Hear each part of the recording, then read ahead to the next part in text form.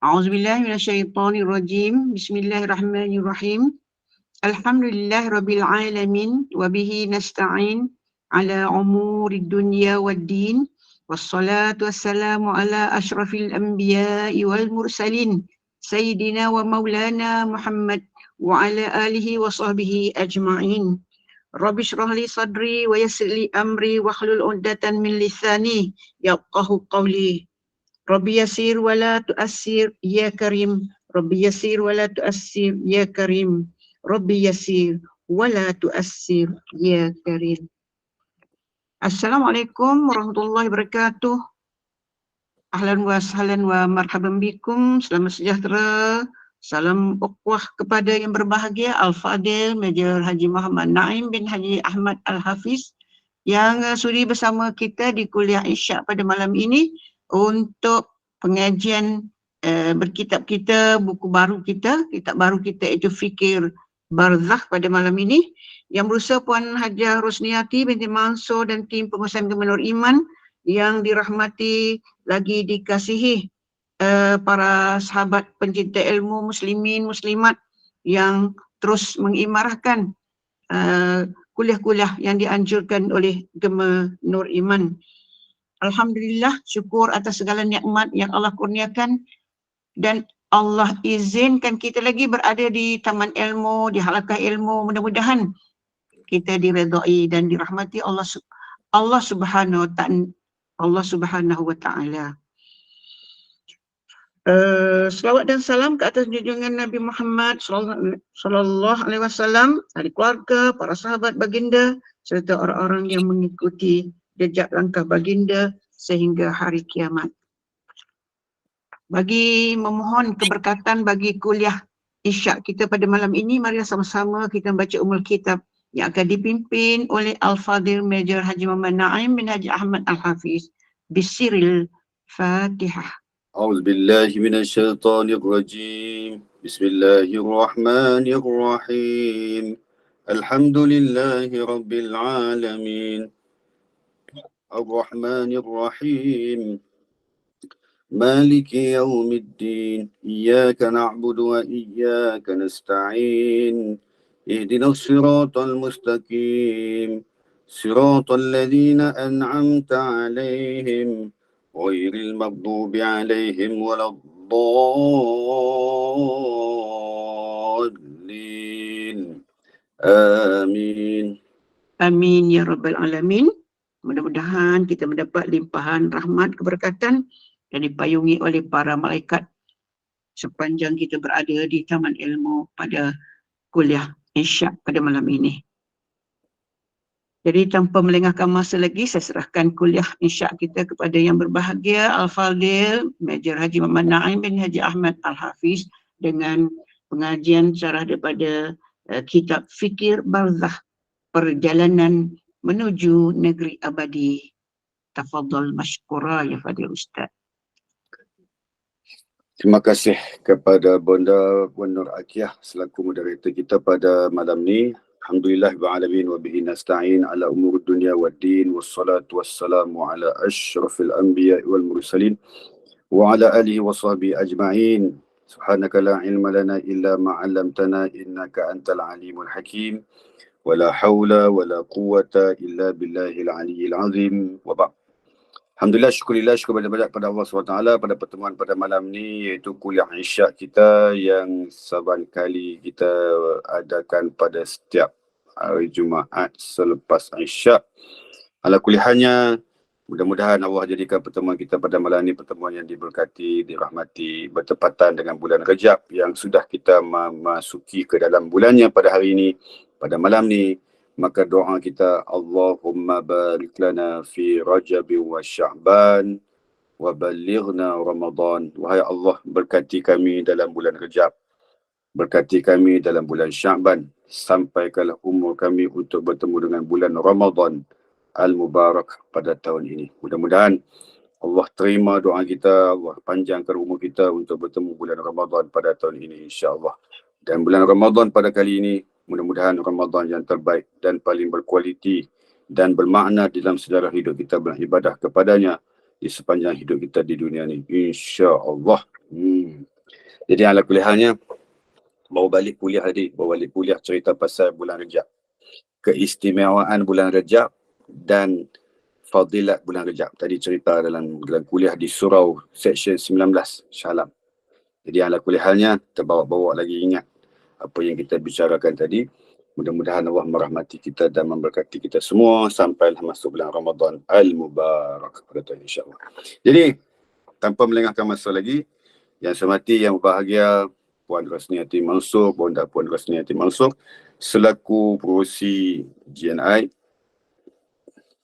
yang saya hormati saf-saf kepimpinan dan AJK-nya, ibu-ibu, ayah-ayah, tuan-tuan dan perempuan, haji-haji panggilan, haji-haji dan semua yang hadir, muslimin dan muslimat yang dikasihi sekalian.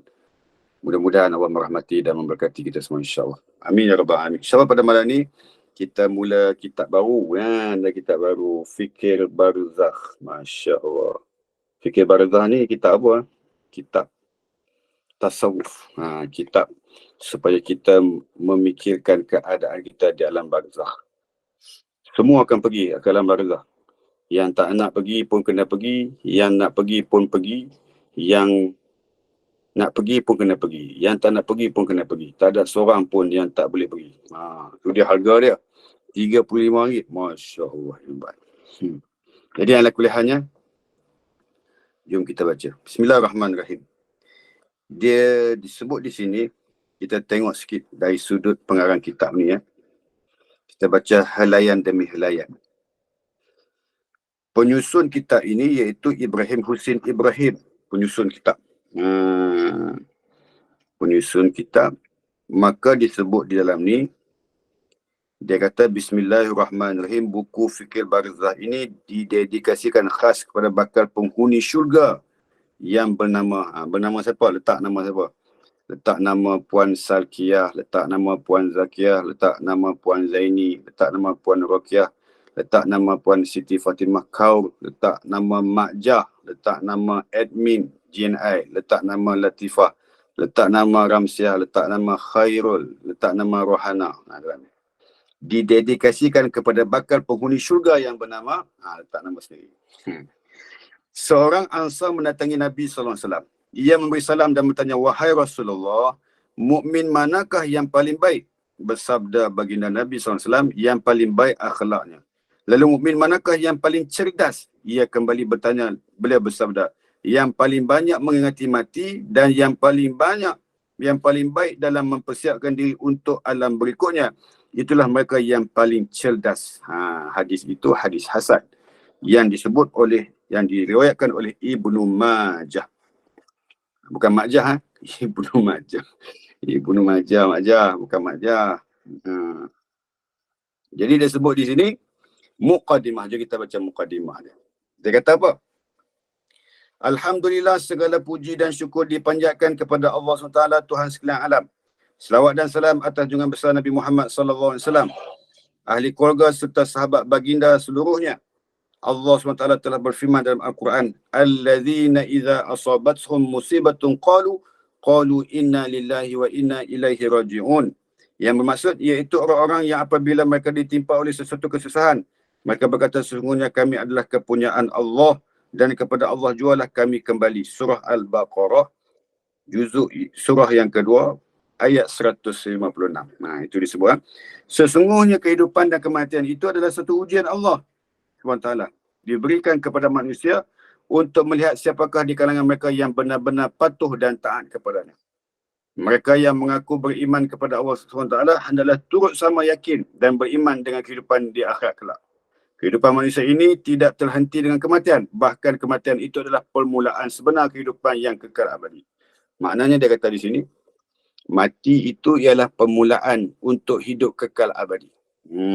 Kita hidup di dunia ni tak kekal. Mati itu baru mula hidup kekal abadi. Itu dia. Mati itu baru mula untuk hidup kekal abadi. Hidup sekarang ni tak kekal abadi. Mati nanti baru permulaan, satu permulaan, detik permulaan kepada hidup kekal abadi. Jadi kalau nak kekal abadi, sila mati sekarang. Kalau nak kekal abadi, sila mati sekarang. Jadi maknanya Sekarang ni kita tak kekal lagi. Bila-bila boleh mati. Cuma mati nanti permulaan untuk kita kekal abadi. Ingat. Maka disebut di sini buku fikih barzah ini dihasilkan bertujuan untuk mengajak para pembaca dan masyarakat agar sentiasa memahami hakikat perjalanan hidup seorang insan di dunia ini. Buku ini mengumpulkan tazkirah-tazkirah yang telah disampaikan oleh beberapa orang guru dan pendakwah melalui sebuah program bicara fikih barzah yang telah diadakan sepanjang bulan Ramadan. Ia dianjurkan oleh pihak Quranic Mind Network yang merupakan sebuah kumpulan yang melaksanakan aktiviti dakwah berpusat di Shah Alam, Selangor Darul Ihsan. Dia kata, para pembaca buku ini akan berkenalan dengan nikmat kehidupan yang Allah SWT berikan kepada kita sebagai amanah yang perlu dijaga serta diurus dengan baik sesuai dengan kehendak Allah. Pembaca juga akan menelusuri dan berpeluang melakukan muhasabah diri serta mengetahui bagaimanakah corak perjalanan yang akan dilaluinya sepanjang kehidupan, terutamanya fasa hidup setelah mati, serta apakah penghujung dan destinasi akhir yang akan dicapai. Secara tak langsungnya buku ni boleh datangkan muhasabah kepada kita. Datangkan muhasabah, datangkan motivasi, datangkan semangat kita, datangkan persiapan kita, datangkan kelengkapan kita, datangkan kesediaan kita untuk nak menghadapi alam yang berikutnya. Macam tu. Syukurlah kan ada orang ingatkan kita. Kan? Buku ni kita baca je nanti. Baca betul kita hurai. Maknanya kita menghuraikan apa yang orang sudah kaji. Senang lah. Tak payah kita nak cedok sana, cedok sini, cedok sana, cedok sini. Jadi kita baca tu mudah-mudahan memotivasikan kita sendiri. Nanti dia akan sebut macam mana nak dapat husnul khatimah, macam mana nak dapat title ahli syurga, macam mana nak lepaskan diri daripada neraka. Ui, banyaklah sebut. Macam mana nak membahagiakan diri di alam barzakh. Ui, hebatnya ya Allah. Kan? Nanti kita baca. Kemudian, setiap tajuk yang disusun dan ulasan yang disampaikan dalam buku ini diharapkan mampu menjentik hati-hati yang lalai dan terbuai dengan kesibukan dunia. Dia kata, bila kita baca buku ni akan terjentik hati kita yang lalai.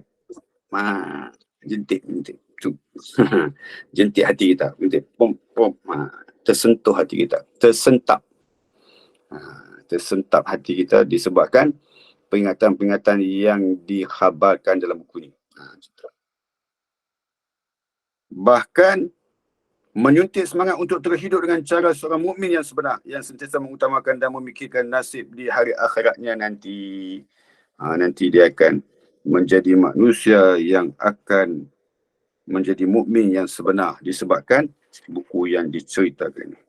Sekarang mahagan dan ucapan terima kasih diucapkan kepada semua yang terlibat dalam menghasilkan buku ini. Semoga Allah menjadikan usaha ini sebagai amal yang soleh bermanfaat untuk semua serta menjadikannya sebagai bahan peringatan untuk kita sentiasa mencari kebahagiaan di dunia dan di akhirat kelak. Okey.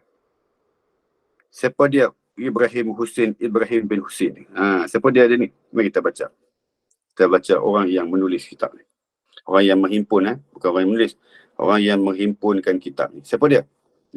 Nama dia Ibrahim bin Husin. Berasal daripada kampung Pondok Lubuk Tapah, Pasir Mas. Orang Kelantan kita.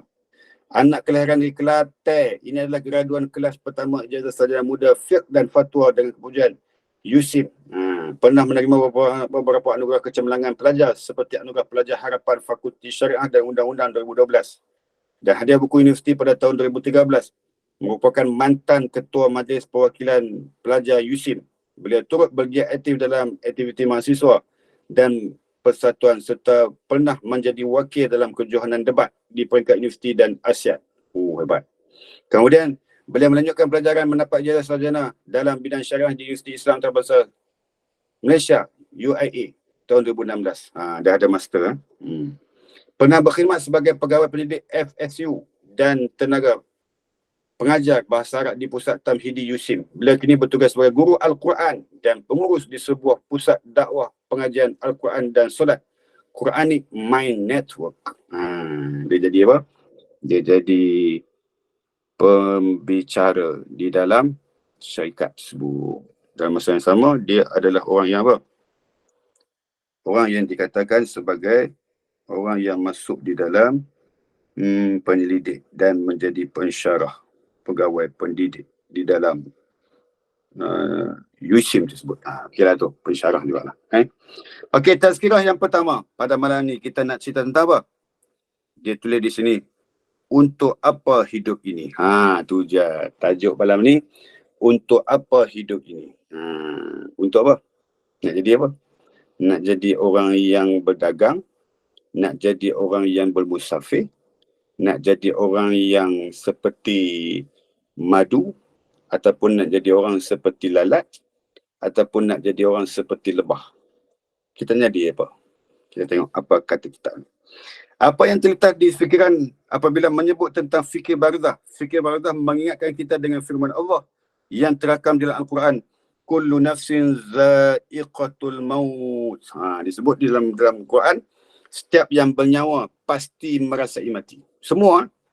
Siapa dia yang bernyawa, tak kira lah manusia ke, makhluk ke, jin ke, iblis ke, syaitan ke, semua yang bernyawa pasti akan merasai mati. Apa maksud merasai mati? Maksudnya akan mati. Bukan merasa saja. Mati dia tu. Akan terasa sakit mati. Okay. Mungkin juga terlintas di minda lirik sebuah lagu nasyid yang sudah tidak asing lagi dalam masyarakat kita yang berjudul Pergi Tak Kembali. Selamat tinggal pada semua. Lebih kurang macam tu lagu apa ni? Kita tak sama. Jadi kita tak sama semua. Jadi bila kita tak sama di akhirat nanti, maka di sinilah permulaannya kita untuk membentuk dan membina kebahagiaan kita di dunia ni. Jadi kita tengok apa dia? Dendangan ahli kumpulan Rabbani suatu ketika dahulu. Baguslah ni. Dia macam terlalu advance. Dia tahu semua keadaan-keadaan sekeliling, maka dikaitkan di dalam buku dia. Kemudian sekujur badan berselimut putih, rebah bersemadi sendiri. Dia tulis lagu, lirik dalam ni. Masya Allah. Alam barzah merupakan alam yang sangat panjang yang bakal dilalui oleh setiap hambanya setelah berpindah dari alam dunia. Apabila menyebut tentang fikir barzah, sebenarnya sudah dapat kita temui jawapan kepada persoalan tujuan kehidupan dan ke mana hala tuju hidup kita ini. Firman Allah, allazi khalaqal mauta wal hayata liyabluwakum ayyukum ahsanu amala. Ini tujuan hidup kita. Allah kata apa? Aku jadikan mati dan hidup itu untuk menguji di kalangan hamba-hamba aku siapakah yang paling cantik amalan dia. Itu tujuan dia Allah ceritakan kita. Tujuan kita untuk apa pula? Wa ma khalaqatul jinna wal ins illa liya'budun. Tidak aku jadikan jin dan manusia itu melainkan mengabdikan diri mereka kepada aku, iaitu Allah SWT. Kan? Ini tujuan kita hidup. Jika ingin melihat dengan lebih jelas, lihatlah bagaimana hakikat kehidupan di bumi Haramain. Dia kata apa? Kalau nak tengok dengan jelas, tengoklah di bumi Haramain. Dia kata. Haramain ni apa? Makkah dan Madinah. Makkah dan Madinah disebut Haramain. Apa maksud Haramain? Dua tanah haram. Dua tanah haram. Bulan yang kita sebut di dunia ni ada 12 bulan. Nabi kata, Quran kata dalam Al-Quran, minha arba'atun hurum. Kalau lebih daripada 3 dan lebih, dia panggil hurum. Kalau 2 yang haram, disebut haramain. Kalau 1 haram, haram. Kalau 2 haram, haramain. Kalau 3 dan lebih, hurum. Macam tu. Itu dalam bahasa Arab. Okay. Jadi, Makkah Al-Karamah dan Madinah Al-Munawwarah sejurus selesai menunaikan solat fardu 5 waktu, akan didirikan pula solat jenazah. Dia kata kalau betul-betul nak menyaksikan kematian ni yang berleluasa berlaku, tengoklah di Makkah Al-Karamah dan di Madinah Al-Munawwarah. Lepas habis sembahyang fardu ya, mesti ada sebut as-salatu 'alal amwati tifli rahimakumullah. Diam lama sikit. Lepas tu tiba-tiba Allahu Akbar. Sembahyang jenazah kan. Panjang kita sebut. Lepas tu Allahu Akbar. Allahu Akbar. Tu Bilal yang menyampuk tu. Allahu Akbar. Allahu Akbar. Macam tu berlaku di Mekah dan di Madinah ya. Lepas tu Assalamualaikum warahmatullahi. Assalamualaikum warahmatullahi. Sebab tu semua kalut ambil selipar lari toilet. Macam tu kan berlaku di Makkah dan di Madinah kan. Kalut ambil selipar, lepas tu terus nak lari keluar. Ada yang nampak Hajar Aswad terus lari nak pergi ke Hajar Aswad. Sibuk nak pergi Hajar Aswad. Jadi begitulah keadaannya yang berlaku di Makkah dan di Madinah. Maka penulis ni kata, kalau nak menyaksikan kematian demi kematian, tengoklah di Makkah dan di Madinah. Setiap hari ada orang mati. Pernah tak berlaku satu hari tak ada orang mati? Pernah. Pernah di bulan musim haji. Baru-baru ni ada. Tak mati. Tak mati. Tak mati. Heran. Satu hari tu tak ada orang mati. Push. Ajaib tu. Tiba-tiba besok tu. Semayang 3 kali. Semayang jenazah 3 kali. Dah semayang dah habis dah. Assalamualaikum warahmatullahi. Assalamualaikum warahmatullahi. Kita ingat aku habis dah. Kita pun ambil kasut lari keluar. Assalamualaikum ada lagi. Berhenti kat situ, semayang kat situ juga. Kita ingat aku dah habis dah. Rupa-rupanya keluar sampai ke masjid, kita pun semayang kat situ pula. Maknanya berkali-kali. Nak cover semalam tak ada orang mati, hari ni ramai mati. Macam tu. Perasan tak siapa biasa tengok keadaan jenazah di Masjidil Haram? Siapa biasa tengok? Saya suka cari tempat tu. Di Mekah ni saya suka cari tempat-tempat yang ganjil. Tengok, saya pergi cari tempat di mana laluan jenazah. Saya tunggu. Sini dia orang semayang kat sini. Tok Imam Haramain dia semayang kat sini. Tok Imam Masjidil Haram dia semayang kat sini jenazah. Saya pun tunggu tengok. Macam tu dia letak mayat kat situ. Lepas tu dia letak mic kat situ. Mic yang di bawah yang Tok Imam jadi imam tadi, Imam Fardu ni, dia usung mic tu naik ke atas sebelum Tok Imam berdiri di situ. Sebelum Tok Imam berdiri di situ, dia dah pasang dah. Dia ambil mic yang di bawah tu, dia cepat-cepat lari naik atas. Dia di depan, Tok Imam tu belakang. Dia bawa mic tu cepat-cepat. Pasang cepat-cepat. Tok Imam diri, Allahu Akbar. Habis terus semayang. Itu cara dia. Itu cara lah. Kemudian mereka usung dengan apa? Mereka usung dengan kereta mini. Kereta mini orang ni. Ke bagi orang ni? Bagi ke? Kereta mini lah. Kereta mini usung. Ada jenazah kain warna hijau. Ada jenazah kain warna biru. Ada kain jenazah warna hitam. Ada kain jenazah warna kuning. Ada kain jenazah warna, bukan kain kapan, kain hamparan dia tu. Mengikut apa? Mengikut status masing-masing. Ada daripada negara luar, warna lain.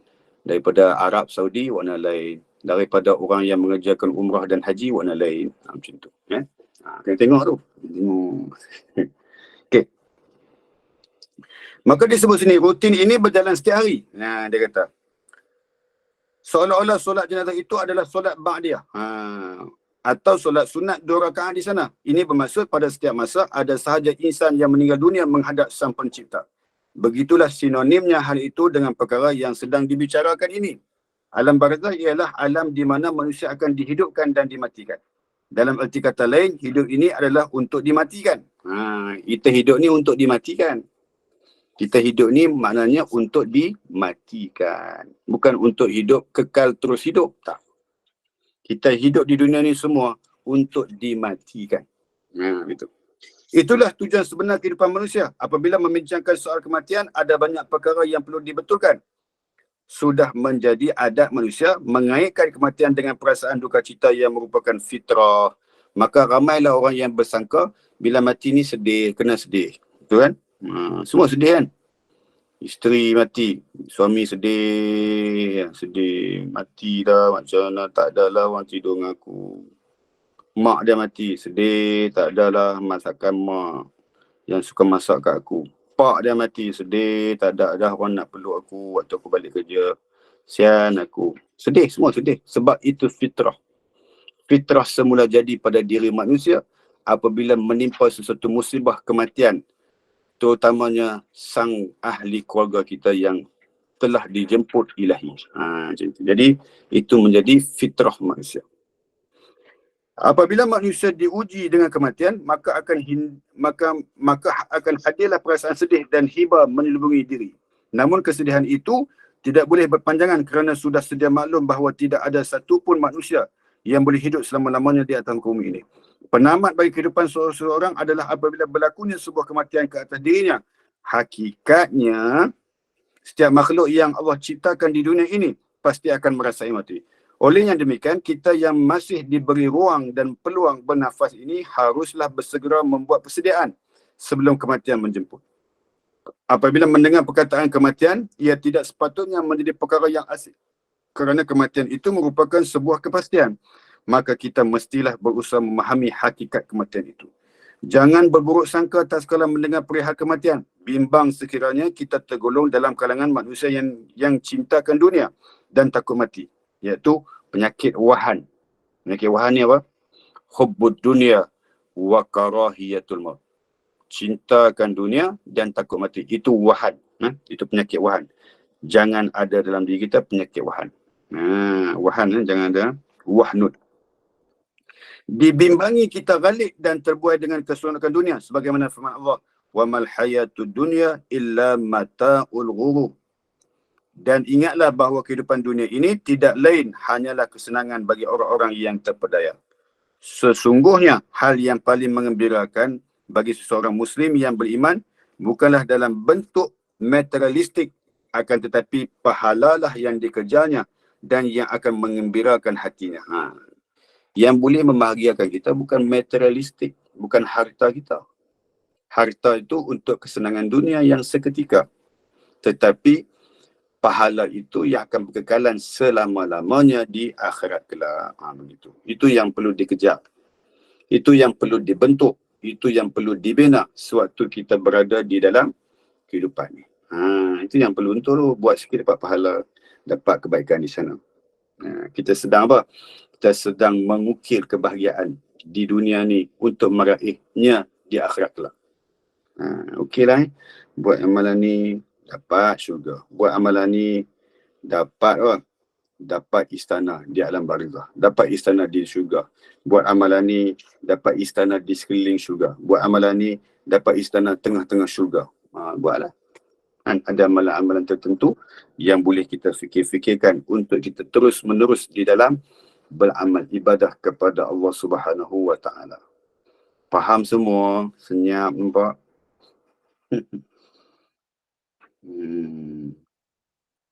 Ada Ustaz. InsyaAllah faham. Faham.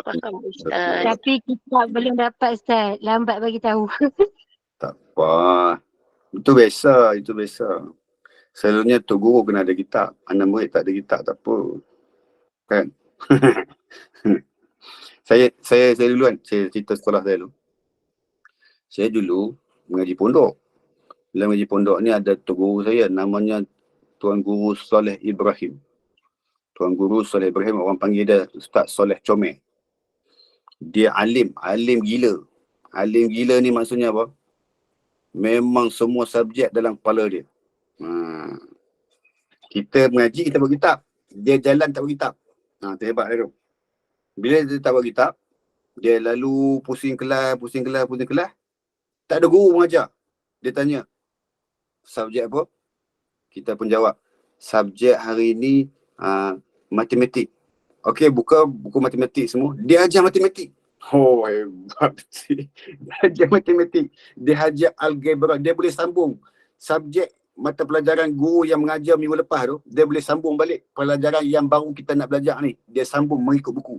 Tanpa ada buku. Tu dia alim semua. Kita ingatkan matematik saja. BI pun dia boleh masuk mengajar. Okay, now I can speak in English for you. Tu hebat dia cakap habis. Daripada awal sampai habis. La ilaha illallah. Dia boleh cakap Urdu, dia boleh cakap BI. Dia boleh cakap Arab, dia boleh cakap India. Masya Allah, hebat tu. Pernah satu hari, subjek apa? Subjek Tauhid. Dia masuk, dia kata, Manil ladhi yaqra' fi hadzal kitab, yaqra'. Wallah, yaqra' hadzal kitab. Daripada nak baca kitab, tolong baca kitab sekejap. Kita pun terang. Kitab ni cakap ni. Dia kata muka surat 45 sebelah kanan atas sekali, cuba tengok ayat dia tulis apa. Dia boleh hafal, dia boleh sebut ayat apa. Muka surat atas kalau belah kanan. La ilaha illallah. Maknanya apa? Dia hafal. Maknanya dia hafal semua buku yang dipelajari di sekolah dulu. Ya Allah, panjangnya umurnya. Masih hidup lagi masih hidup lagi. Masih hidup lagi. Cuma dah sakit. Kalau pergi jumpa dia di Pendang, dia duduk di Pendang Kedah. Kalau jumpa dia, kena cakap dua bahasa. Satu bahasa Arab, satu BI. Bahasa Urdu, siapa boleh cakap Urdu, pergi cakap. Dia 3 bahasa. BI, Urdu, Arab. Boleh cakap. Pergi cakap. Kalau setakat kita ni duk cakap BI dah ni, dia gelak. Kalau kita setakat ni duk tengok lagu Hindustan. Apa lagu Hindustan? Meraman. Yang tu dia boleh hurai. Dia kata, hang nyanyi apa tu? Dia kata, hang nyanyi apa? Hang tahu tak apa maksudnya? Tak tahu. Dia boleh sambung balik. Meraman tu sambungan dia apa dia? Jangan. Tapi mati-mati. Anak murid mati kutu. Dia masuk kelas. Dia tak buat kitab. Anak murid buat kitab. Zaman sekarang, guru buat kitab, anak murid tak buat kitab. Maknanya anak murid tu lebih alim daripada guru. Sekian dimaklumkan. Ambil ustaz, tibai kami lah. Tak tibai lah. Pukul slow je, tapi guna pelepah nyok. Okey. Itu ceritanya. Gurau je, faham lah. Malam ni kita baca muka 5 je. Bukan kita baca laju lagi kan. Minggu depan insyaAllah semua ada buku. Kita balun semua-semua insyaAllah. Okey. Maka dia sebut di sini. Dia kata apa? Hanya orang yang faham. Dia kata apa? Akan tetapi pahalalah yang dikejarnya dan yang menggembirakan hatinya. Okay. Apabila seseorang itu memahami secara jelas bekalan apa yang akan dibawa saat mati nanti, maka dia akan bersungguh-sungguh untuk mempersiapkan bekalan tersebut. Hanya orang yang faham tentang mati akan bermati-matian untuk hidup. Dia kata, hanya orang yang faham tentang mati, maka dia akan bermati-matian untuk hidup. Hakikatnya, mati hanyalah sekali, sedangkan kita hidup 2 kali. Begitulah sifir kehidupan kita, iaitu hidup, mati dan hidup-hidup. Sifir dia macam mana? Hidup, mati, lepas tu hidup-hidup. Itu sifir dia, tu lafaz. Hidup, mati, hidup-hidup. Macam tu. Bukan hidup, mati. Yang tu lain lah. Dia hidup, mati, hidup-hidup. Jangan hidup, mati, matilah. Yang tu lain. Yang tu lain. Dia ada 2. Jadi pilih yang mana. Begitu juga dengan perspektif kubur dikaitkan dengan hantu atau makhluk halus, khususnya di Malaysia. Ini pun satu masalah. Orang Malaysia bila pergi kubur, hantu. Kita dulu budak-budak, kita diomok-omok bila nampak sesuatu benda yang menakutkan, kita kata hantu. Padahal kita disuruh oleh tok-tok kita, nenek-nenek moyang kita dulu, dia kata takutlah kat Tuhan. Main besar sikit.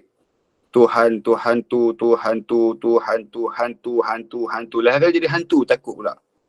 Itu kita salah tu zaman mutakhir ni, semua orang pakai takut hantu. Walaupun dia takut hantu, tapi dia suka tengok cerita hantu. Tu masalah sekarang. Takut hantu, tapi suka tengok cerita. Bestnya, takutnya. Padahal penakut. Itu pelik tu manusia zaman sekarang kan. Ada tak dalam ni? Sekian dimaklumkan.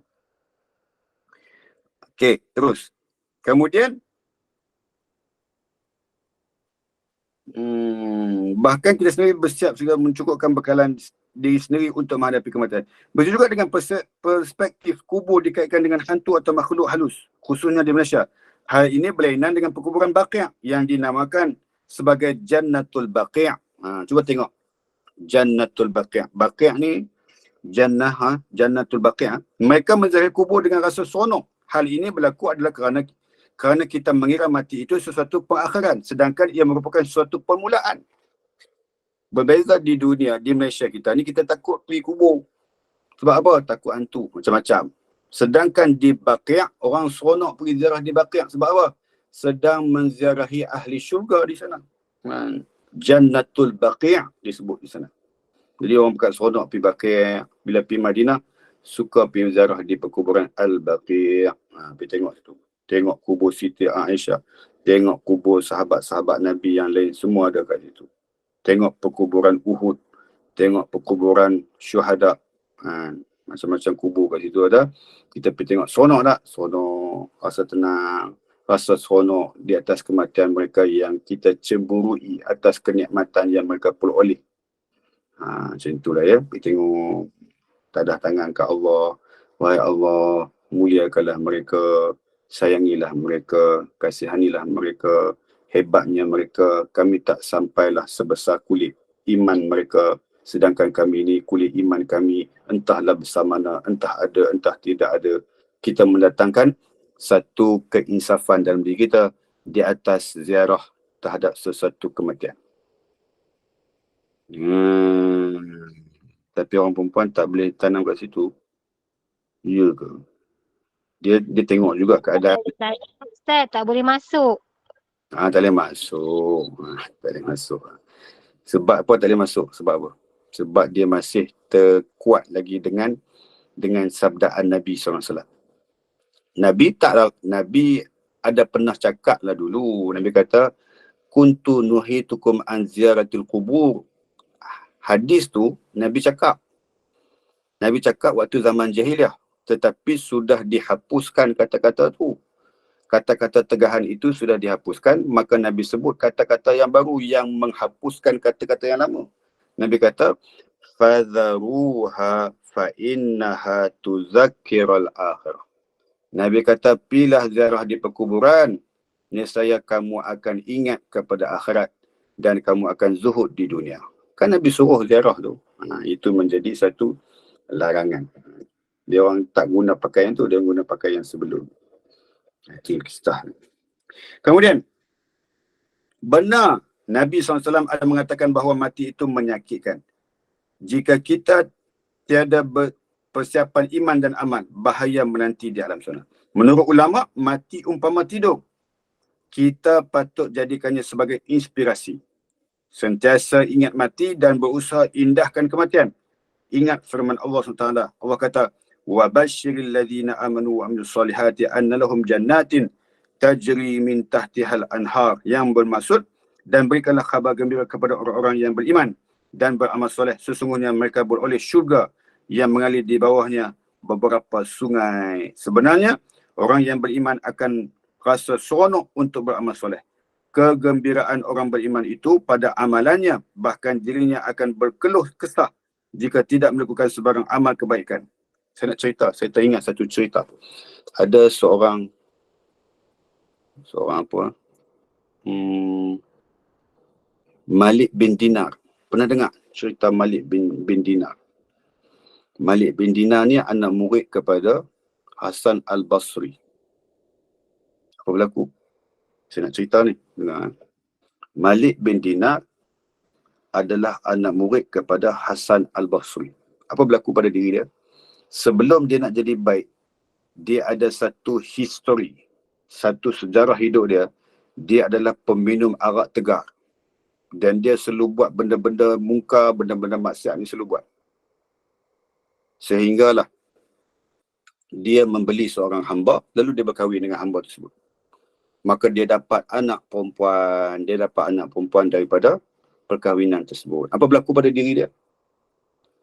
Sewaktu anak perempuan dia membesar daripada kecil, sewaktu anak perempuan dia dikala umur 2 tahun. Bahasa saya nampak macam sedaan bahasa saya kan. Dikala umur 2 tahun, apa berlaku? Dia masih kekal meminum minuman keras. Masih lagi minum arak. Anak kecil perempuan dia tu datang. Bila tengok botol arak yang diadakan di hadapan ayahnya, dia tolak botol tersebut. Dia buang. Seolah-olah macam tak nak bagi ayah dia bersentuhan dengan botol arak tersebut. Hakikatnya, Allah mendatangkan satu ibrah dalam mimpi dia. Cuba tengok, kriteria manusia ni Allah nak bagi dia jadi baik. Allah nak angkat kedudukan dia. Cuba tengok, Allah beri peringatan sebelum dia nak mati. Apa berlaku? Sewaktu dia tidur, dia bermimpi. Dia bermimpi, dia berada di satu perjalanan ada ular yang mengejar dia. Ular kejar dia. Ular kejar. Nak sambar dia, nak patuk dia, nak makan dia. Ular kejar. Bila ular kejar, dalam keadaan dia berlari tersebut, dia melihat ada seorang tua yang berada di tepi jalan tersebut. Yang ular tu tak kacau orang tua tu, tetapi kacau dia, ganggu dia. Dia tengok orang tua tu, dia minta tolong. Wahai orang tua, tolong aku. Ni banyak ni binatang buas sedang kejar aku. Ular-ular yang menyiksakan ni, pakat kejar aku ni. Tolong bantu aku. Orang tua tu tak dapat membantunya. Sehinggalah dia berjumpa dengan budak kecil. Anak dia meninggal. Dia jumpa anak dia ni. Anak dia tu kata, wahai ayah, aku akan menghilangkan segala ular-ular tersebut. Menghilangkan ular-ular tersebut. Lalu dia tengok anak dia. Di belakang anak-anak dia, ramai baby-baby yang selamat. Baby-baby yang wujud di situ. Dia tanya, tu siapa belakang-belakang tu? Itulah anak-anak syurga. Termasuk aku, wahai ayah. Sebab apa kau boleh jadi macam ni? Dia kata, Allah yang mengutusku untuk membantumu supaya engkau diselamatkan daripada sengatan ataupun gigitan-gigitan ular yang ligan yang kejar kamu tersebut. Lalu kata ayah dia, apa hal pula dengan orang tua itu? Siapa dia? Maka budak ni kata, orang tua itu adalah amalan kamu. Amalan kamu tak seberapa banyak. Amalan kamu tidak dapat membantumu sebab amalanmu tidak kuat untuk nak membantumu. Maka dengan segala keburukan yang kamu lakukan ini, maka amalan itu tak dapat membantu kamu, maka kamu tidak dapat dibantu oleh siapa-siapa, melainkan aku yang diizinkan Allah disebabkan kebaikan aku sebagai budak yang mati kecil, maka aku selamatkan kamu, wahai ayah. Dia dengar itu, dia terjaga daripada tidur dia. Allah Akbar. Dia terjaga daripada tidur dia, lalu dia bertaubat kepada Allah Subhanahu Wa Taala. Dia minta ampun kepada Allah. Dia pergi belajar ilmu dengan Imam Hasan Al-Basri. Dia diangkat darjatnya disebabkan dengan ilmunya. Diangkat darjatnya disebabkan dengan keimanannya. Maka dia menjadi orang yang hebat sehingga dia diangkat sebagai waliullah. Dia wali Allah. Dia juga adalah Sayyidul Awliya. Dia adalah penghulu ataupun sebagai ketua-ketua wali Allah SWT. Hebat kan? Sehingga diisytihar oleh Imam Hasan Al-Basri, dia ni adalah orang yang alim, orang yang waliullah, orang yang mulia akhlaknya. Tahu apa cerita? Satu hari dia pergi ke Mekah. Ni cerita Mekah lah. Malik bin Dinar, dia sampai di Mekah, dia tengok ada orang tawaf Masjidil Haram. Dia tengok orang tawaf Masjidil Haram. Lalu dia jumpa ada seorang pemuda ni menangis. Dia kenal dia, orang kenal dia sebab dia dah mula ternama. Orang kenal dia. Wahai Malik bin Dinar, tolong aku rasa bersalah, aku rasa berdosa ni di atas apa kejahatan yang aku buat selama ni. Aku rasa teruk aku dosanya. Dia tanya, apa dosa hang? Kawan ni kata, dosa aku ialah aku meminum minuman keras. Aku mabuk setiap hari. Seolah-olah macam seperti perangai dia dulu. Dia kata apa? Semua dosa yang engkau buat ini, kau rasa ianya besar di sisimu, tetapi di sisi Allah hanya kecil di sisinya untuk dia mengampuni dosa-dosa kamu ini. Maka bertaubatlah kamu kepada Allah SWT. Niscaya Allah akan mengangkat kedudukan kamu dan memuliakan kamu. Maka bertaubatlah kamu kepada Allah SWT. Dia ya Allah. Ini cerita siapa? Malik bin Dinar. Itu dia cerita dia. Jadi ibu-ibu, ayah-ayah, tuan-tuan dan puan-puan yang kisah sekalian, boleh faham ke cerita tu? Ya. Faham Ustaz, pernah dengar, Masya Allah. Jangan balik. Merajaah balik itu cerita dia. Tapi banyak lagi cerita dia tu, macam-macam cerita. Nanti kita cerita lagi, insya-Allah. Kemudian disebut di sini, apabila seseorang itu menjadikan tujuan hidup untuk mati, maka setelah mati barulah dia benar-benar hidup. Apabila kita ni, dia kata, pengarang kita ni kata, apabila kita menjadikan sasaran hidup kita ini untuk mati, maka setelah mati barulah kita benar-benar hidup. Dia kata, setelah mati nanti baru kita benar-benar hidup di dunia. Barulah kita benar-benar hidup setelah kita mati. Faham tak maksudnya? Kalau kita jadikan fokus kita kepada mati, sekiranya kita mati nanti, baru benarlah selepas kematian kita itu memang kita benar-benar hidup setelah kematian. Masya Allah. Maknanya apa? Hidup dengan kemewahan, hidup dengan penuh keistimewaan, penuh dengan nikmat, penuh dengan keampunan, penuh dengan keridaan, penuh dengan rahmat Allah kepada kita sekalian. Disebabkan dengan hidup kita fokus kepada kematian, maka kita akan beroleh kemuliaan di sisi Allah Subhanahu wa taala. Okey. Kemudian hakikatnya dia belum benar-benar mengerti erti kehidupan sebagai analogi. Seseorang yang tidak mengerti tentang mati tentulah tidak akan berbuat baik semata-mata kerana Allah. Sebaliknya dia hanya berpura-pura baik dan beramal soleh supaya manusia melihatnya baik. Hakikatnya orang yang benar-benar mengerti tentang mati tidak peduli jika tidak dilihat kebaikannya oleh sesiapa pun, kerana dia tahu yang utama adalah melaksanakan amal soleh saat masih hidup di dunia sebagai bekalan di alam sana. Dia tahu amalanlah yang akan mendampingi saat mati menjemputnya. Maka apakah amalan yang terbaik? Baru kita belajar. Apakah amalan yang terbaik? Okey. Apa dia? Amalan yang paling baik adalah yang tidak terlihat baik di sisi manusia dan kelihatan biasa-biasa sahaja. Misalnya, apabila ada yang mengatakan menjadi isteri solehah itu cuma perkara biasa, sedangkan kedudukan isteri solehah itu tinggi di sisi Allah SWT. Ini ya, kita rasa macam jadi isteri solehah ni biasa-biasa ya, tetapi di sisi Allah sangat tinggi nilaiannya. Macam tu. Mengingati mati. Kehidupan hakiki adalah selepas mati. Setiap amalan yang dilakukan di dunia akan membuahkan sama ada pahala atau dosa, yang akan menentukan kedudukan kita di sana. Adakah syurga destinasi abadi kita atau neraka buat kita selama-lamanya. Analoginya seperti seorang peniaga yang menjadikan tujuan berniaga untuk mati. Maksudnya, dia berniaga untuk beramal sebagai bekalan yang akan dibawa ke sana nanti. Ada orang yang berniaga tetapi berniaga untuk mati. Apa maksud? Dia berniaga, di dalam berniaga itu ada ibadah di dalamnya. Dia berniaga apa pun, dia niat nak mati. Dia berniaga untuk mati. Supaya di dalam perniagaan dia itu ada sumber-sumber ibadah, ada nilaian-nilaian ibadah yang akan terbit daripada perniagaannya itu. Setelah dia berniaga, maka terbitlah kebaikan demi kebaikan di dalam perniagaannya, maka dia akan mendapat hasilnya dan natijahnya ketika mana berada di alam barzakh. Masya Allah, hebat ni. Allahu Akbar, ya Allah. Cuba fikir-fikirkan benda ni.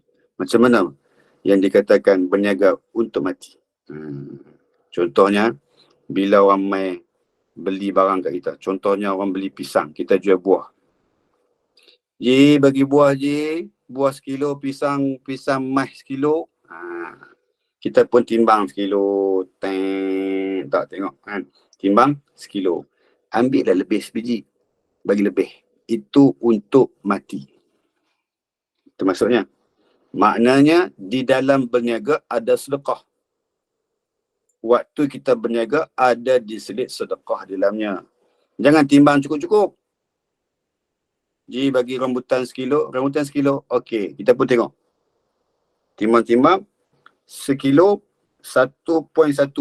Lebih 100. Kita tarik balik 3 biji tu. Berkira sungguh. Tarik 3 biji. Nak lagi cukup-cukup. Kemudian dia timbang pula. Bila dia tarik 3 biji, dia jadi 980 gram. Dia tengok 980 gram. Dia cari buah yang kecil, nak bagi sama nilai 20 gram lagi, nak bagi cukup 1 kilo. Ini kedekut al-haru wal biru wal kalam wal kalibut wal mangkuku wal hayun. Jadi macam tu. Al-fulusufud dunia wal mampus fi akhirah. Jangan jadi macam tu. Jangan jadi orang yang macam tu. Maknanya, tak payahlah nak berkira. Cuba berniaga tu untuk mati. Berniaga tu cuba jadi berniaga untuk mati. Kan? Allahu Akbar. Wal tangkal jeri. Wal tangkal jeri. Nanti saya masuk dalam syair saya. Wal tangkal jeri. Wal tangkal jeri, insyaAllah. Jadi maknanya apa? Jangan jadilah macam tu. Berniaga untuk ibadah. Berniaga. Cuba tengok Nabi kata apa orang yang berniaga yang beribadah. Dia kata apa? At-tajiru suduq yuhsyaru yaumal qiyamah ma'as siddiqin wa syuhada'i was salihin. Nabi kata apa? Peniaga yang benar akan dibangkitkan di alam mahsyar bersama dengan para siddiqin dan para syuhada dan para salihin. Masya Allah, hebatnya. Jadilah peniaga yang benar. Ya. Kalau dalam ni ada peniaga-peniaga, mulai besok sempena 1 Rejab, ubah identiti kita dan panggil kita untuk berniaga untuk beribadah. Jadikan berniaga untuk ibadah. Contohnya apa? Berniaga apa? Berniaga cakotiang. Tam. Ustaz, cakotiang 1 ya, telur lebih. Kerang nak lebih. Lagi, udang lebih. Semua lebih. Okey. Berapa ringgit Ustaz? RM8, 5 kupang. Okey. Dia pun bagi apa? Dia kata, Ustaz saya ada RM8. Tak apa, halal. Oh, 5 kupang halal. Itu meniaga untuk ibadah. Macam tu. Ustaz, RM8, 5 kupang. Cari 5 kupang tak jumpa dia. Tak apa, pergi balik ambil. Yang tu al-haru wal tangkal jering. Ustaz, tak cukup 5 kupang ni. Pergi balik ambil. Nanti mai bayar balik. Ada orang jenis macam tu. Tak apa, nanti bila-bila bayar. Kau tak payah cakap lah bila-bila bayar. Kalau orang tu mati dalam perjalanan, itu jadi masalah. Halal lah. Nak berkira apa 50 sen. Macam boleh untung sangat. Banyak sangat. Kalau 50 sen tu macam rugi 1 juta. Tak cukup 50 sen, tak cukup nak jadi 1 juta. Macam tu lah. Apa ni orang Melayu macam tu berniaga. Jangan orang ni. Ni orang yang rajin belajar ni berhati-hati dalam nak berkira-kira. Sedekah lah. 50 sen pun nak kira. Halal je lah. Tengok orang susah lalu panggil, mai sini ambil makanan saya ni, saya bagi free. Siapa? Saya sedekah. La ilaha illallah. Kena-kena dia buat tu malaikat. Macam. Kena-kena dia buat kebaikan tu, malaikat yang dapat hasil daripada kebaikan. Macam. Allah Akbar. Jadi bahaya. Buatlah kebaikan-kebaikan ni. Jangan berkira dengan siapa-siapa. Boleh? Sikit-sikit. Buku ni tak habis lagi ni. tak habis lagi. Panjang ni cerita ni. Analoginya seorang peniaga yang menjadikan tujuan berniaga untuk mati. Maksudnya dia berniaga untuk beramal sebagai bekalan yang akan dibawa ke sana nanti. Bukan sekadar untuk menyara kehidupan dunia. Jika berniaga semata-mata untuk keuntungan dunia, percayalah perniagaannya itu tidak akan ke mana. Sia-sia saja. Tu dia kata. Kalau berniaga tu semata-mata dunia, tak ke mana perniagaan dia. Hanya semata-mata di dunia saja dia dapat, tetapi habuan akhirat tidak ada apa. Tetapi jika dia berniaga untuk mati, dia meyakini bahawa keuntungan yang sebenar adalah yang mengarah kepada pahala. Pahalalah yang akan membawa keuntungan kepada orang yang beriman itu. Orang mukmin tiada istilah rugi baginya. Tiada urus niaga atau transaksi yang merugikan jika ia dikaitkan dengan pahala. Itu orang mukmin ya. Firman Allah SWT, wal asri innal insana lafi khusr illa alladhina amanu wa amilus solihat wa tawassaw bil haqq wa tawassaw bis sabr. Demi masa sesungguhnya manusia itu dalam kerugian kecuali orang yang beriman dan beramal soleh, dia tidak akan rugi selama-lamanya. Dan mereka pula berpesan-pesan dengan kebenaran serta berpesan-pesan dengan sabar. Orang mukmin yang berniaga itu tidak terlalu bimbang tentang turun naik perniagaannya, bahkan tak sekala dia meyakini keberuntungan beramal. Di saat itulah Allah melimpahkan rezeki yang lebih banyak kepadanya. Hasil daripada perbuatan mengingati mati itulah yang mendatangkan makna sebenar kehidupan. Dengan mengingati mati, manusia akan bersungguh-sungguh melakukan amal soleh. Apabila membicarakan tentang pahala, ia akan mengundang kegembiraan, semangat dan keberuntungan. Sifat pahala itu mengembirakan. Dunia tanpa pahala akan menukarkan kegembiraan kepada kekecewaan. Tu dia. Sedangkan dunia dengan kehadiran pahala akan melahirkan jiwa yang lebih tenang dan bersemangat. Masya Allah. Orang yang mengambil berat tentang pahala akan mencari kesempatan yang ada dengan memanfaatkan masa, harta dan dirinya untuk menambahkan pahala. Ambillah teladan daripada kisah Sayyidina Abu Bakar As-Siddiq radhiyallahu anhu dalam bersedekah. Beliau tidak mendapat pulangan sebanyak yang diinfakkannya dan beliau tidak mengharapkan pulangan. Ini cerita apa? Cerita Abu Bakar Siddiq. Dia sedekah, dia tak mengharapkan pulangan. Kita sedekah, kita mengharapkan balasan. Kan? Bagi dia. Saya dapat resep, boleh claim LHDN. Kita macam tu. Boleh claim LHDN, ya Allah, nak dapat rebate supaya dapat balik semua cukai-cukai yang dipotong tu. Tu kita. Cuba jangan niat macam tu. Yang tu memang dah tentu dapat. So tak payahlah niat yang tu. Niatlah menunaikan tuntutan Allah kepada kita sekalian. Macam tu lah. Okay. Apa yang dikejar oleh beliau ialah ganjaran syurga dan nikmat-nikmat di sana. Justru itulah beliau tidak kecewa apabila tidak mendapat pulangan di dunia kerana puas dan lega hartanya itu digunakan di jalan Allah SWT. Tiada sekelumit penyesalan pun di hatinya yang mulia. Inilah yang perlu dirisaukan oleh selaku umat Islam. Adakah perjalanan hidup sekarang ini akan menyelamatkan kita kelak? Tepuk dada, tanyalah iman. Wallahu ta'ala a'lam. Takat tu lah kita tangguhkan. Tapi tak habis lagi tajuk yang pertama ni ya. Tak habis lagi. Bolehlah nanti pertemuan yang akan datang kita habiskan tajuk ni. InsyaAllah. Yang tu muka. Nak buka soalan dulu ke sebelum Ustaz nak baca Al-Mulk malam ni, boleh kan?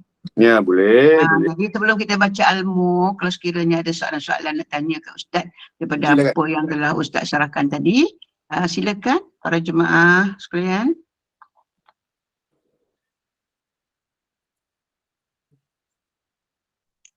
Tak ada soalan nampaknya ke? Alhamdulillah. Semua faham kot dengan apa yang telah Ustaz syarahkan tadi, tajuk tazkirah 1 tadi. Ada soalan, Bonda. Ada soalan. Silakan. Dengar tak? Kan? Dengar. Okey, baik. Ustaz, banyak soalan ni. 10 soalan. Tak apalah,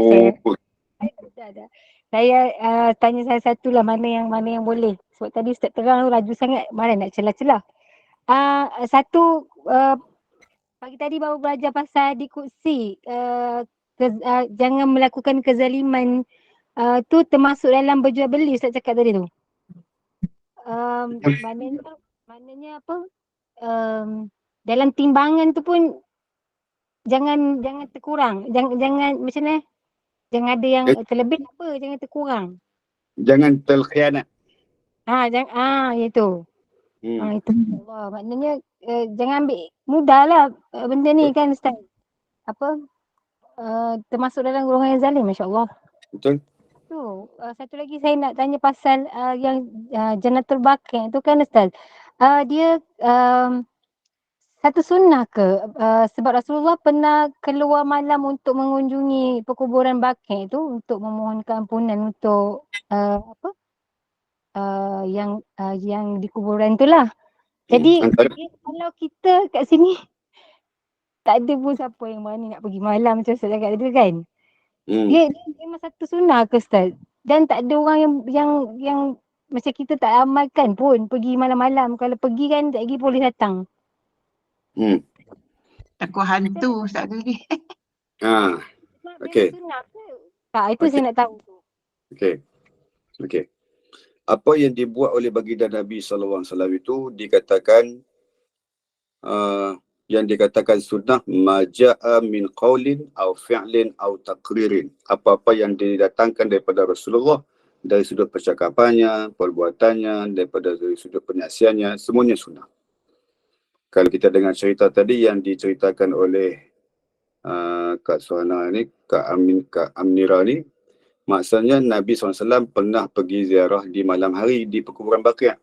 Itu yang dibuat oleh Rasulullah, maka itu menjadi sunnah untuk ziarah di malam hari.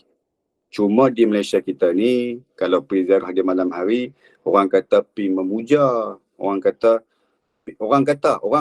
kita tak kata, orang kata. Kan? Orang kata kita pergi tu ada buat benda-benda, ada orang buat kata pergi situ untuk pergi memanggil-manggil. Jadi ada benda-benda yang dikatakan orang yang tak sepatutnya dia kata.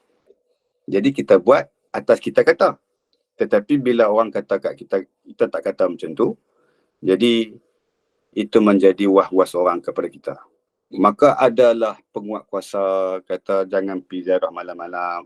Kalau pergi ziarah malam-malam kami tangkap. Adakah kata macam tu? Ada akta kan macam tu? Tapi kalau perkuburan-perkuburan lain boleh je pergi ziarah malam-malam, tak ada masalah. Cuma berani dengan tak berani je lah. Kan? Berani dengan tak berani. Kan? Sampai-sampai di perkuburan, dengar bunyi macam-macam, dah kata benda lain pula yang datang. Itu sangkaan kita pula. Jadi maknanya, nak mengelakkan benda-benda yang meragu kita, eloklah pergi siang hari. Siang hari bila? Anywhere, anytime. Pilah bila-bila masa pun, kat mana-mana pun perkuburan, pilah ziarah. Semuanya ada kebaikan untuk kita. Okay? Jadi begitulah peristiwa yang berlaku di Baqi', yang Nabi SAW pergi ziarah. Nabi pergi ziarah siapa? Anak dia ada kat situ, bini dia ada kat situ, sahabat-sahabat dia ada kat situ. Dia pergi ziarah lah. Orang-orang yang penting dalam hidup dia di situ. Jadi dia pergi ziarah. Begitulah kita juga. Kita pun ada juga orang penting kita yang meninggal di kawasan-kawasan perkuburan dekat dengan rumah kita. Pergilah ziarah supaya mengingati mati dan mengingati akhirat dan menjadikan kita hidup zuhud di dunia dengan sebab penziarahan tersebut. Wallahu ta'ala alam. Ustaz, last soalan. Assalamualaikum Ustaz. Alam. Assalamualaikum. Alam. Saya nak tanya, Ustaz kata tadi meniaga, kalau meniaga kita jangan fikirkan untung sangat kan. Meniaga untuk mati. Misal kata kita meniaga, kita memang dah niat. Rezeki tu memang dah tentukan. Untung ke tidak ke kita tak nak ambil tahu kan. Kita buat saja. So memang Allah dah tentukan. Jadi bila yang tak habis tu, kita memang tak pernah rasa susah hati je kan. Memang kalau tak habis tu, kita bagi je kat siapa-siapa yang ada kat situ. Maksudnya itu ada tak bahagian pahala untuk akhirat? Sebab kita memang dah set kat kepala, itu semua Allah dah tentukan rezeki kita. Macam tu. Okay. Ada dua soalan saya nak tanya. Saya balik tanya kan. Sebab tanya kat saya nak tanya. Adakah makanan yang kita saki-baki itu adalah makanan yang berkualiti ataupun sebaliknya? Makanan yang berkualiti lah yang kita memang buat pagi tu. Elok lagi. Kita buat pagi tu. Elok lah, bukan sampai petang kita berbagi, tak ada. Dalam pukul 11 macam tu kan. Okay. Masih ada berbaki lagi. So, Okay. kita dah stop sampai pukul 12. Kita malam nak bawa balik, kita memang dah kata rezeki kita kat situ. Okay, sekiranya amalan makanan yang kita ada tu adalah makanan yang elok lagi, yang kita sayang, yang kita bagi, itu ada pahala dan ada ganjarannya insya-Allah. Apa-apa yang kita berikan kepada orang, yang dinikmati oleh orang, ada pahala. Ada pahala. Termasuklah makanan yang makcik hadiahkan kepada orang ataupun bagi kepada siapa-siapa yang makcik nak bagi. Setelah habis perniagaan, tengok-tengok ada lagi baki yang tak terjual, lalu makcik bagikan saja. Lalu kat rumah jiran sebelah ni bagi, nak ambil ni kuih yang lebih tadi, nak ambil ni bihun yang tak habis tadi, nak ambil ni mi goreng udang yang tak habis tadi. Ambil lah, ya. Jadi sedekah tu. Ada tak pahala? Ada. Semua ada pahala. Kan? Walaupun sebesar zarah, ada pahala dia. Ada pengiraannya. Wa may ya'mal misqala dzarratin khairan yarah wa ya'mal misqala dzarratin syarran yarah. Sekecil-kecil amalan kebaikan dia akan diperlihatkan di hadapan Allah. Sekecil-kecil kejahatan pun akan diperlihatkan di hadapan Allah. Semuanya apa yang kita lakukan ada pahala, ada ganjaran, ada azab dan ada siksaan. Allah Ta'ala. Terima kasih Ustaz. Assalamualaikum. Mira, silakan. Ataupun ada yang lain selain daripada Mira nak tanya, ada jemaah ke? Sebelum jemaah nak tanya, Ustaz, soalan last. Boleh lah. Okay. Ustaz, mengingati mati tu memang bagus lah kan Ustaz. Tapi katalah kita ada dengar kematian, kita nak pergi ziarah. Tapi kita ni jenis yang macam macam mana bila kita ziarah orang mati, kita akan balik teringat. Kita macam macam mana? Kita jadi satu benda tu jadi macam macam mana aku Ustaz takut, nak kata takut tak takut Ada yang orang yang situasinya macam tu. Depress. Dia bila Depress. balik kita ingat-ingat macam tu. Macam mana Ustaz? Baguslah teringat-teringat mati. Mudah-mudahan takut mati. Maknanya kalau teringatkan jenazah tu, macam mana? Baguslah. Baguslah teringat mati. Kan? Jadi maknanya kalau teringat jenazah ni dia ada dua cerita, sama ada takut ataupun menghantui diri kita ataupun menjadi asbab ingatkan mati itu berterusan pada diri kita supaya lekat bahawasanya mati ni semua akan merasai. Jadi itu pun menjadi satu ingatan kepada kita. Dia disebut sebagai zikrul maut, mengingati mati. Jadi kalau Allah uji, tapi dia tak ingat selama-lamanya kan. Dia ingat, dia nampak dah macam mana keadaan mayat tu, macam mana.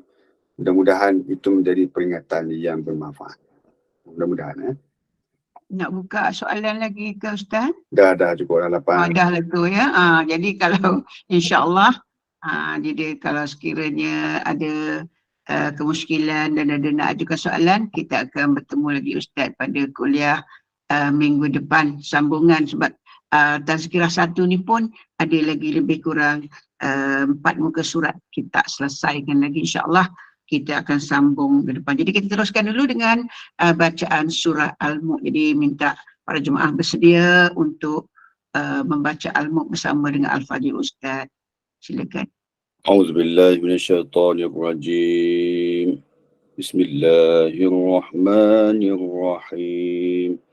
Tabarakalladzi biyadihil mulku wa huwa ala kulli syai'in qadir.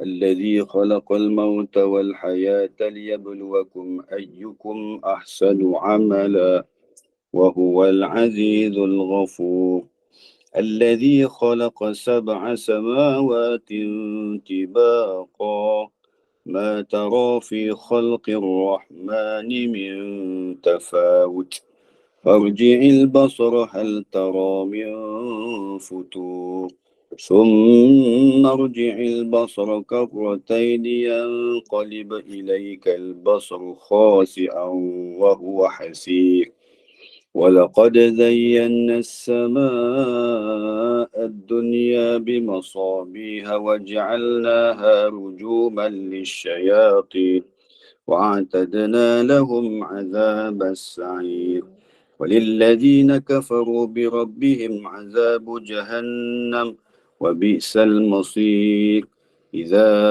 ألقوا فيها سمعوا لها شهيقا وهي تفور تكاد تميز من الغيظ كلما ألقي فيها فوج سألهم خزنتها ألم يأتكم نذير قالوا بلى قد جاءنا نذير فكذبنا وقلنا ما نزل الله من شيء إن أنتم إلا في ضلال كبير وقالوا لو كنا نسمع أو نعقل ما كنا في أصحاب السعير فاعترفوا بذنبهم فسحقا لأصحاب السعير إن الذين يخشون ربهم بالغيب لهم مغفرة وأجر كبير وأسروا قولكم أو اجهروا به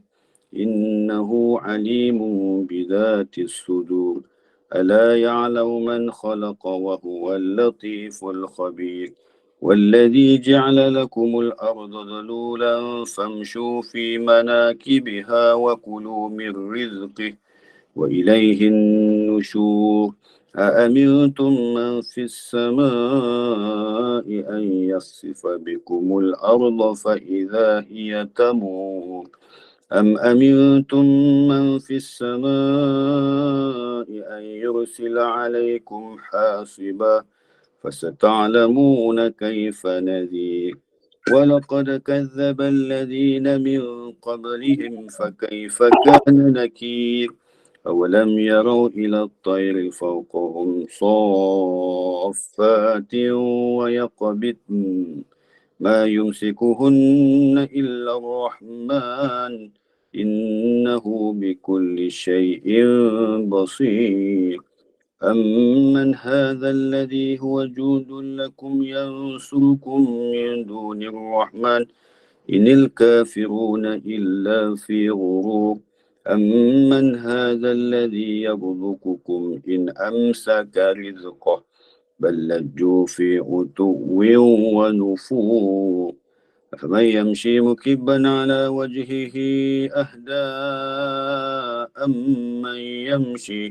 أمن يمشي سويا على صراط مستقيم قل هو الذي أنشأكم وجعل لكم السمع والأبصار والأفئدة قليلا ما تشكرون قل هو الذي ذرأكم في الأرض وإليه تحشرون ويقولون متى هذا الوعد إن كنتم صادقين قل إنما العلم عند الله وإنما أنا نذير مبين فلما رأوه زلفة سيئت وجوه الذين كفروا